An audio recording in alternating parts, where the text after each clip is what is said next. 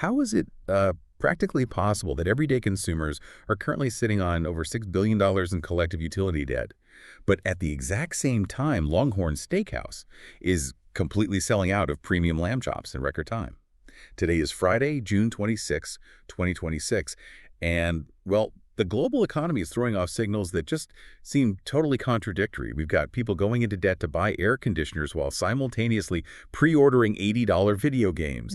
We have these massive corporations desperately cutting jobs, yet, blowing through multi-million-dollar artificial intelligence budgets in just a matter of months. Right. And our mission today is to really map out the bizarre incentives and the money mechanisms that are driving this entire landscape. We're unpacking a stack of sources today that reveal a very fragmented reality because, what you see happening in international waters or inside a Silicon Valley boardroom, it might feel abstract, but those massive macroeconomic forces, they eventually rewrite the rules for your wallet, your job security, and your weekend plans.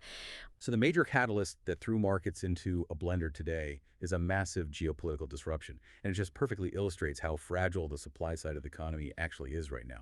The U.S. military launched direct strikes against Iranian missile and drone storage locations, and Vice President J.D. Vance confirmed this action, stating explicitly that Iran had violated the recent ceasefire agreement they signed with Iranian President Masoud Pezeshkian. The specific trigger for this retaliation was a one-way attack drone striking a Singapore-flagged cargo ship, the Ever Lovely, while it was navigating the Strait of Hormuz. And the fallout from any instability in the Strait of Hormuz is pretty much instantaneous for energy markets. Roughly a fifth of the world's daily oil consumption passes through that specific choke point. But the secondary mechanism here is what actually hits your grocery bill. Because natural gas and oil, they aren't just for fuel, they are the foundational ingredients for global fertilizer production. When you threaten that supply line, you immediately spike the cost of ammonia, which spikes the cost of fertilizer, and that ultimately makes things like wheat and corn much more expensive to grow. Which means that domino effect puts the brand new data we just got from the Bureau of Economic Analysis into a pretty brutal context. Headline inflation has officially surged to 4.1%. That is the highest we have seen since, April 2023? Even if you strip out the volatile food and energy sectors, core inflation is just stubbornly parked at 3.4%. So how does the Federal Reserve actually handle an inflation crisis that originates on a cargo ship rather than, in a shopping mall? Well, that is the central dilemma, creating a very strange dynamic in Washington right now. Newly installed Fed Chair Kevin Warsh is operating in this bizarre political grace period. The Trump administration is publicly demanding low interest rates, but they're temporarily holding off on actively fighting Warsh, giving him a moment to kind of navigate this 4.1% spike.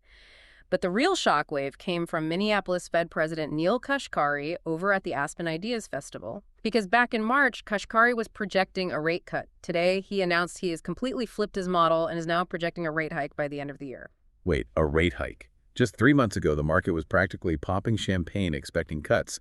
What specific data actually broke his model to cause a complete reversal? So Kashkari realized that consumer demand is no longer the primary engine of this inflation. It is being driven by massive structural supply dynamics. It's the disruption in the Strait of Hormuz driving up those fertilizer and transit costs we just talked about.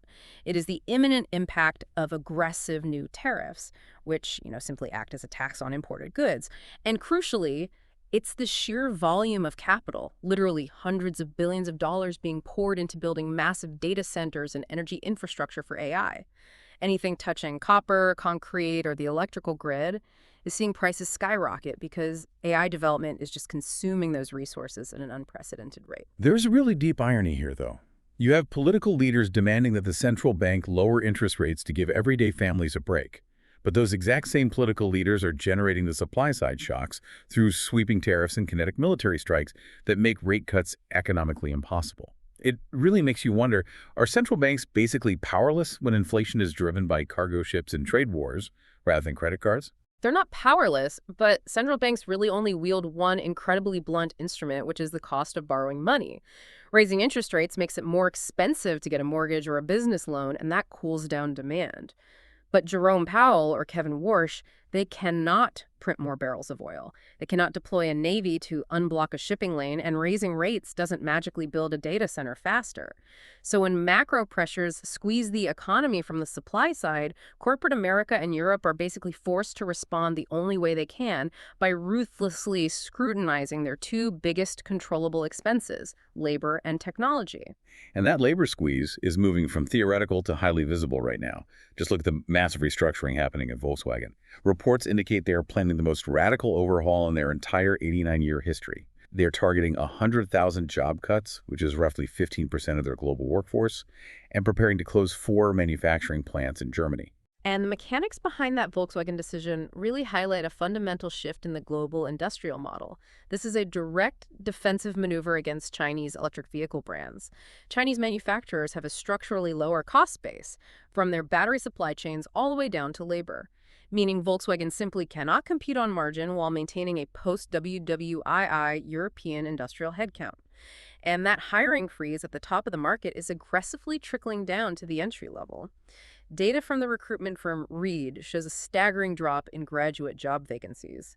A few years ago, the UK market had about 180,000 open roles for recent graduates. Today, that number has crashed to just 50,000. You see companies heavily relying on AI screening tools to instantly filter out those graduate applicants, ostensibly to save money on human resources. But ironically, the AI itself is rapidly becoming an unsustainable expense for these corporations. It seems we're officially witnessing the end of the token maxing era. Yeah, for the past 2 years, the corporate mandate was pure experimentation. Companies essentially told their developers to use as much AI as possible, pumping tokens, which is the fundamental unit of computational processing in these models, into every workflow without worrying about the bill. Now the CFOs are stepping in, and companies are experiencing massive bill shock. Uber, for example, blew through its entire annual AI budget in just 4 months. And the survival tactics for smaller companies are even more extreme. Look at the startup Lindy. Their CEO, Flo Crivello, realized their operations, which ran entirely on Anthropic's Claude models, were literally going to bankrupt them. To survive, Lindy switched 100% of their traffic to DeepSeek, which is a cheaper Chinese open-weight model. Crivello noted that the moment they made the switch, their cost curve just crashed to the floor, saving them millions. The distinction between closed and open weight models is critical to understand here.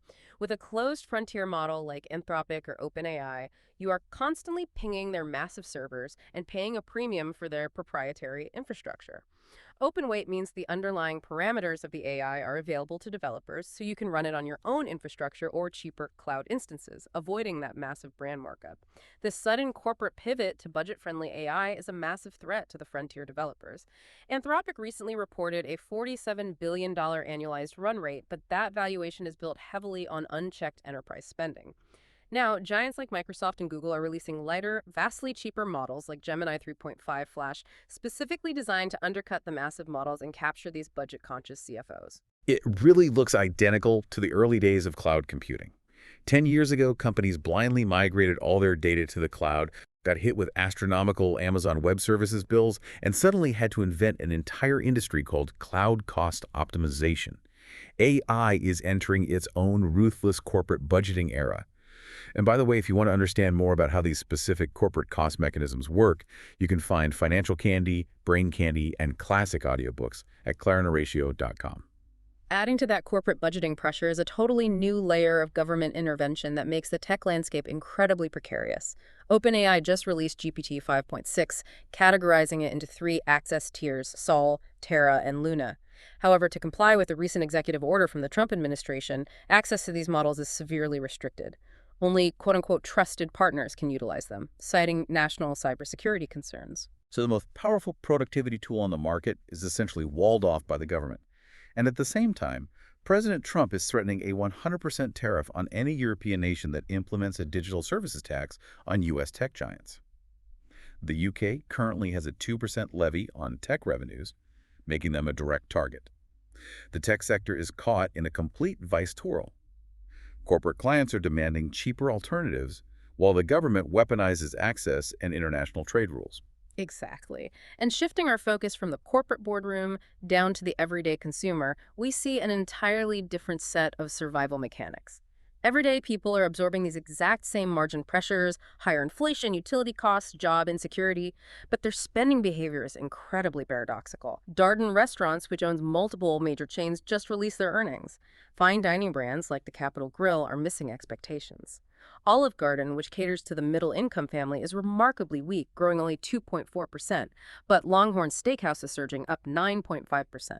They literally sold out of their annual lamb chops in half the usual time. Consumers are cautious, sure, but they're absolutely resilient when they decide to intentionally treat themselves. The middle gets squeezed, but the deliberate splurge survives. We see corporations aggressively hunting for margin like FedEx Freight, spinning off to hyper-focus on their operating ratio, which is essentially logistics terminology for slashing expenses as a percentage of revenue. Meanwhile, consumers are fighting tooth and nail for tiny wins against corporate nickel and diming. A perfect example of that friction is the UK's Competition and Markets Authority effectively forcing Ryanair to abandon an £8 fee charged to parents just to sit next to their young children.